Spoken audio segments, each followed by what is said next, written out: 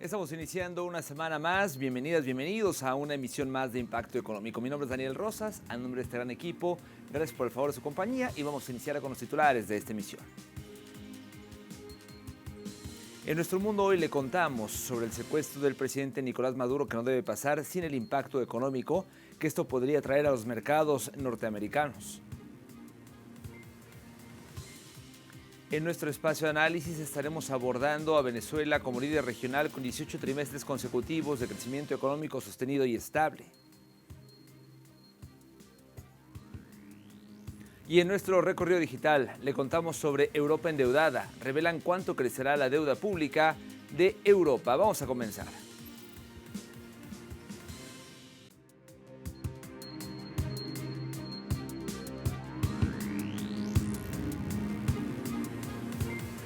Arrancamos esta emisión de Impacto Económico y comenzamos con Estados Unidos. El secuestro del presidente Nicolás Maduro de Venezuela no debe pasar sin el impacto económico que esto podría traer a los mercados norteamericanos.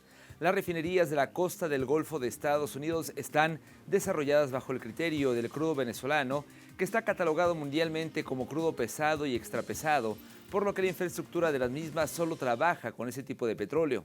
Wall Street, como una bandera ondeante en el factor económico, sabe que si algún cambio de la estructura gubernamental del país puede hacer que los precios y los productos o los factores productivos cambien y la instabilidad logra apoderarse de los mercados, haciendo de la economía estadounidense que sea mucho más frágil ante esta situación, es precisamente la del petróleo venezolano.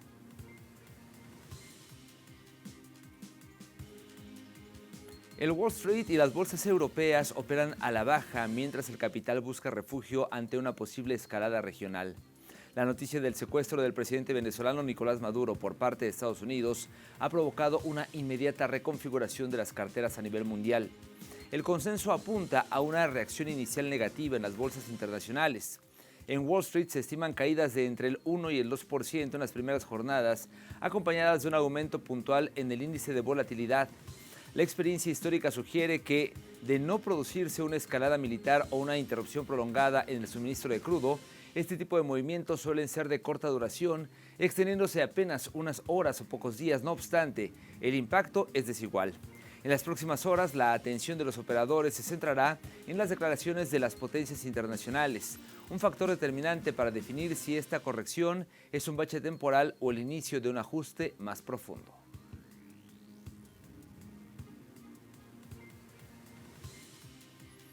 Y es que el secuestro del presidente Nicolás Maduro por parte del gobierno estadounidense ha detonado un shock sistemático en los mercados globales, posicionando al oro y a la plata como los protagonistas indiscutibles de la jornada. El oro subió más de 1% hasta $4.370 por onza y la plata más de 2% hasta situarse en torno a los $73. Esta última impulsada por la debilidad del dólar y la fuerte demanda. Ante la inconsistencia extrema y el miedo a una desestabilización prolongada en una región clave para la energía, los inversores o capitalistas han abandonado masivamente los activos de riesgo para refugiarse en metales preciosos.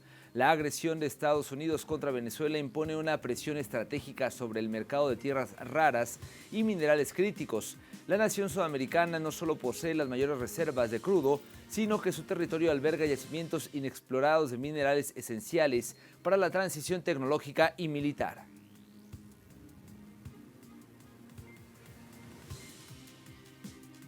Le cuento ahora que las ofertas públicas de ventas han sido golpeadas por las políticas injerencistas de Trump, haciendo que la apuesta de Londres para reinvertir en ellas produzca pérdidas que aún no pueden ser calculadas.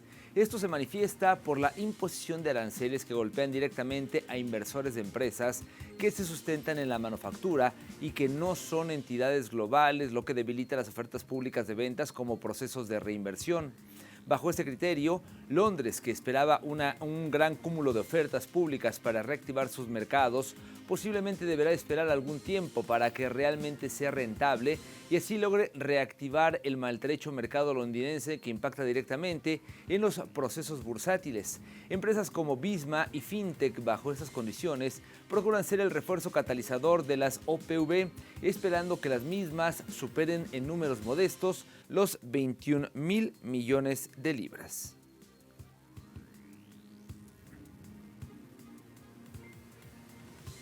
Y ahora le cuento que recientes declaraciones del presidente estadounidense Donald Trump sobre su intención de incorporar Groenlandia a Estados Unidos revivan tensiones geopolíticas en el Ártico y generan rechazo en Europa. La primera ministra danesa Mette Frederiksen afirmó que en su país se mantendrá la firme posición ante cualquier intento de presión externa y confirmó el refuerzo de la capacidad militar como medida disuasiva. En contraste, Trump insiste en que Groenlandia es clave para la seguridad estadounidense, apelando a argumentos de defensa frente a la presencia de otras potencias en la región. El interés de Trump sobre Groenlandia se debe a que esta nación albergaría cerca del 25% de los recursos mundiales de tierras raras, unos 1,5 millones de toneladas en su suelo, y se concentran minerales como cobre, grafito, niobio, titanio y rodio, además de grandes depósitos de neodimio y también de praseodimio, que son metales esenciales por sus propiedades magnéticas en motores eléctricos y turbinas eólicas.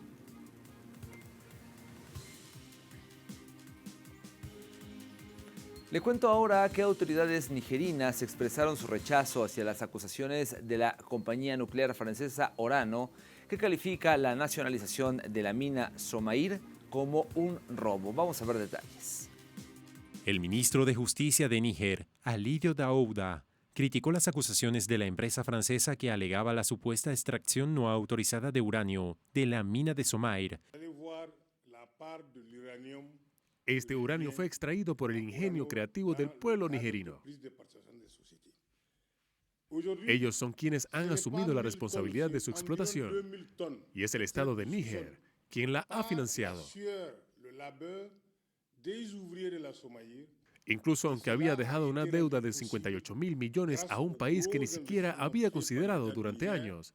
Hasta 2008, Urano redujo constantemente contenido de uranio de 75 a alrededor de 60 o 63. El ministro de Minas de Níger, el coronel Ousmane Arbarchi, destacó que la concesión concedida a la empresa Orano le daban derecho condicional de explotación y no la propiedad del subsuelo nigerino, afirmando que las denuncias de la empresa francesa son realizadas con intenciones colonialistas, al tratar las tierras y recursos nigerinos como si fuesen de su pertenencia.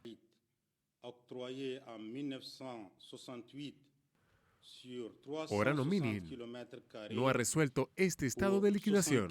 La negativa a pagar derechos e impuestos constituye un delito sancionable con sanciones que van desde la aplicación de multas hasta la retirada del título de propiedad, de conformidad con la normativa minera. Orano Mining recibió un preaviso de 6 meses mediante la carta N635, de fecha 23 de septiembre de 2025. Orano Mining no ha cumplido con las reclamaciones establecidas en el requerimiento formal para cumplir con las disposiciones de la ley y la normativa minera. El actuar de Francia contra Níger aumentó desde julio de 2023, cuando la junta militar llega al poder e inicia en el país un proceso de descolonización con acciones como la expulsión total de tropas francesas y la negativa de Níger hacia la antigua exclusividad de este país y Francia sobre la venta de uranio. La Fiscalía de París confirmó la investigación de las acusaciones de robo organizado por una banda en interés de una potencia extranjera en relación con el uranio desaparecido, en consonancia con el dictamen realizado en septiembre de 2025, que dictaminó que Níger no tenía derecho a vender ni transferir el uranio producido por Somaïr antes de su nacionalización, afirmación criticada y desmentida por el gobierno nigerino. Llegamos al momento de hacer una primera pausa en esta emisión, pero por favor no se vaya, ya que al regreso en nuestro espacio de análisis estaremos abordando a Venezuela como líder regional con 18 trimestres consecutivos de crecimiento económico sostenido y estable. Ya volvemos.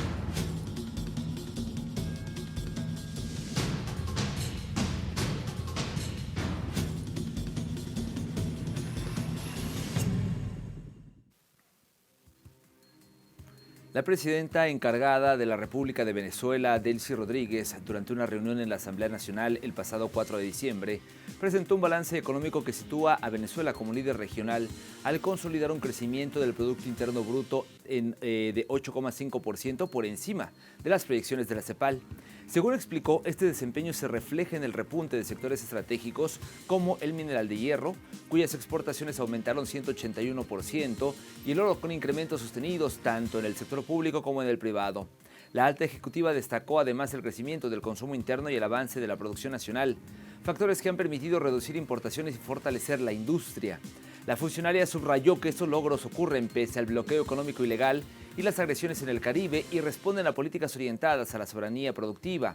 Para el gobierno bolivariano, la estabilidad alcanzada durante 18 trimestres seguidos de expansión confirma que el país avanza hacia un modelo económico más sólido, diversificado y centrado en el bienestar del pueblo.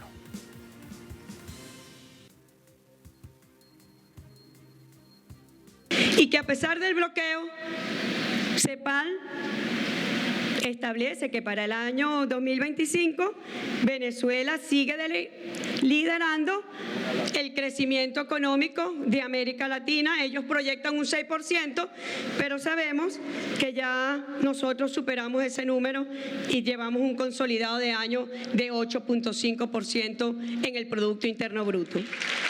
Concentrado, como ha dicho el presidente, en la economía real, en la actividad petrolera, casi con un 16%, en la construcción, con casi 12%, en el comercio, con 8%, manufactura 8%, en la minería, con 9%, y hemos visto el proceso de recuperación productiva. La presidenta encargada de Venezuela además compartió los detalles del crecimiento económico en materia agrícola. Sector agrícola en crecimiento.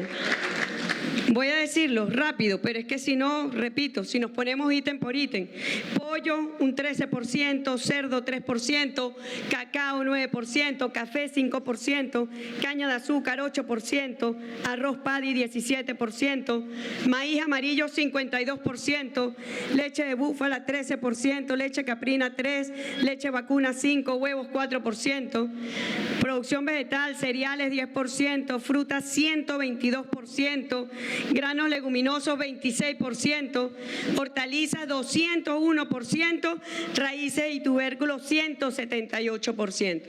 ¿Está o no Venezuela productiva activada? ¿Está o no la Venezuela productiva emancipada?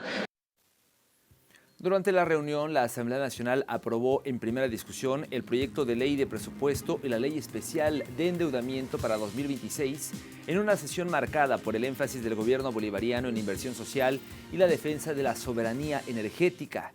La presidenta encargada de Venezuela, Delcy Rodríguez, presentó los lineamientos económicos para este año 2026, destacando que el presupuesto supera los 5 billones de bolívares, de los cuales 77,8% se orienta a programas sociales, educación, salud, vivienda y desarrollo comunitario.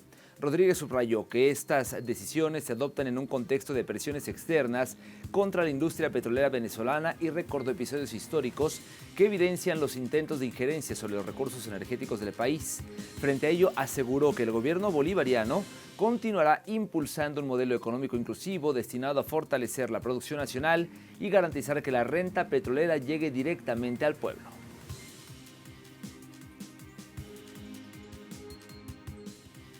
Queridos diputados, diputadas, el presupuesto previsto para el año 2026 asciende a la cantidad de 5.22.785.870 bolívares.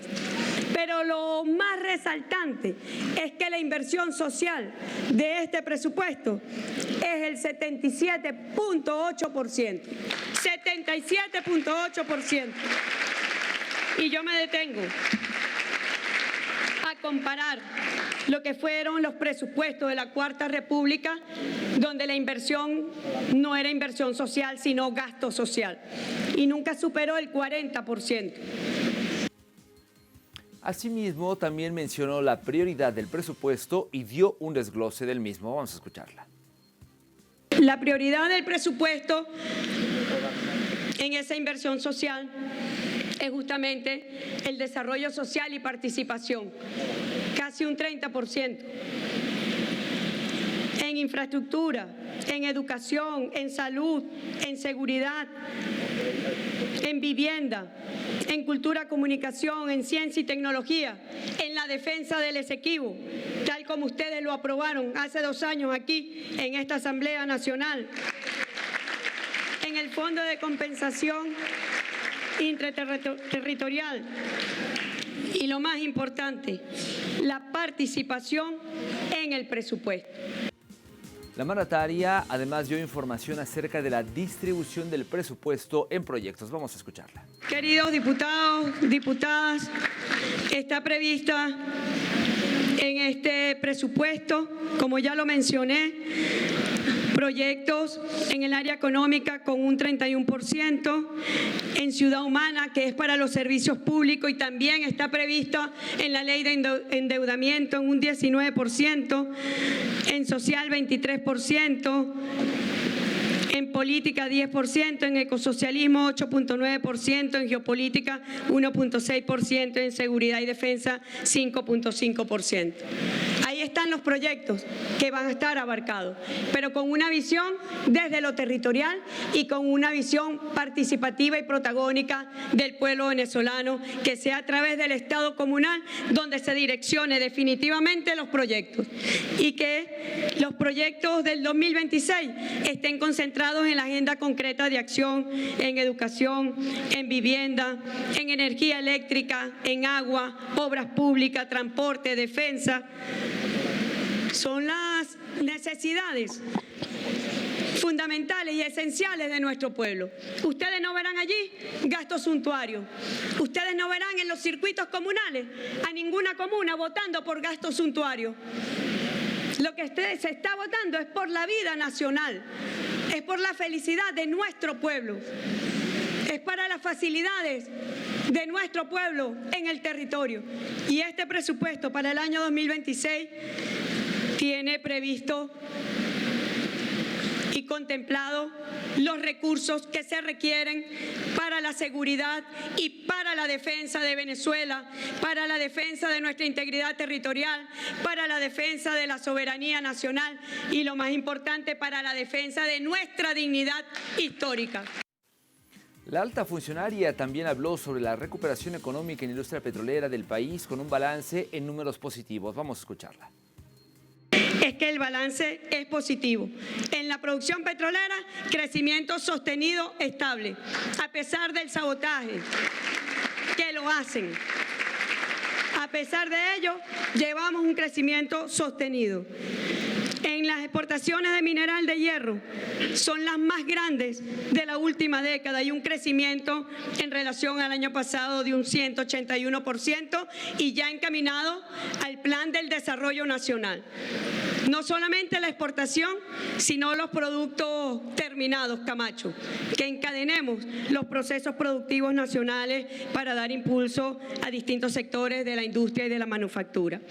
La producción de oro en crecimiento, sector público con un 97.6% y la producción privada en un 41%.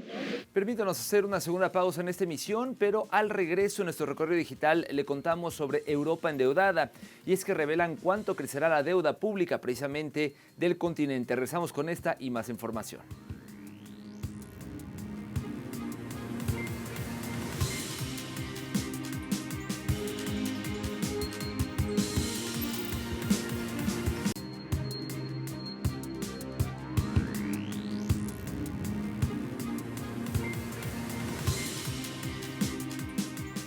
Estamos de vuelta en Impacto Económico y es momento de realizar nuestro recorrido digital. Hoy iniciamos con la agencia de noticias rusa Sputnik, que nos ofrece el siguiente titular.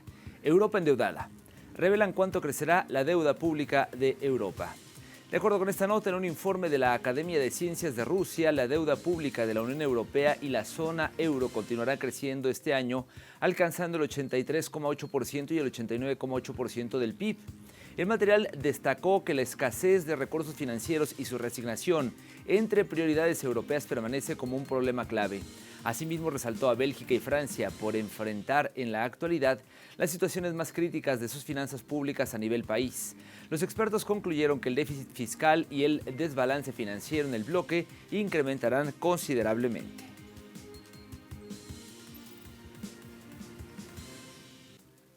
Pasamos al medio cubano Prensa Latina, que destacó a Etiopía al prever esta nación africana ingresos millonarios en producción manufacturera.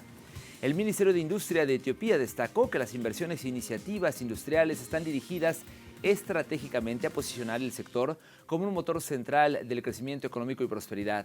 Asimismo, las instituciones están dispuestas a colaborar para proveer de soluciones para solventar los desafíos relacionados con el suministro de energía, la escasez de recursos y el acceso a la financiación como parte de los esfuerzos en curso para fortalecer la industria manufacturera de Etiopía.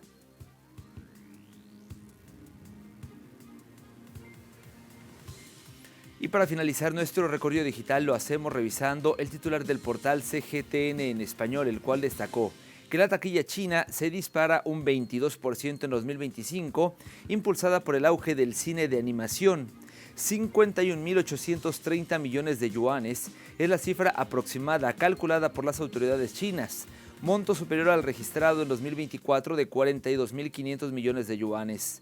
A su vez, las películas animadas representaron el 48,77% de la taquilla de 2025, destacándose 4 cintas animadas al ubicarse entre las 10 más taquilleras del año.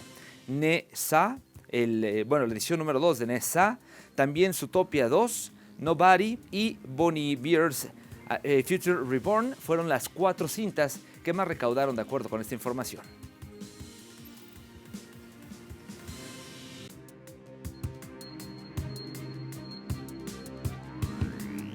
Momento de revisar cómo se encuentran los precios del petróleo. Como todos los días, vamos a iniciar con el West Texas Intermediate, que marcó un precio de $57.71, un incremento de 32 centavos de dólar. En el caso del barril del Brent, el de referencia en Europa, este ubicó su precio en $60.25, una alza de 10 céntimos.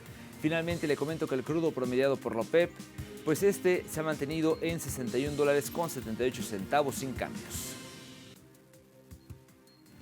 Llegamos así al final de esta emisión. Gracias como siempre por habernos acompañado, por iniciar la semana con nosotros. telesurtv.net es nuestro portal y ahí hay mucha más información de diferente tipo. Y le reinvito como siempre a seguirnos en nuestras cuentas de X. Nos ubica como @telesurimpactoe y @DanielTelesur. Me despido por ahora, pero nos vemos prontito con más de Impacto Económico.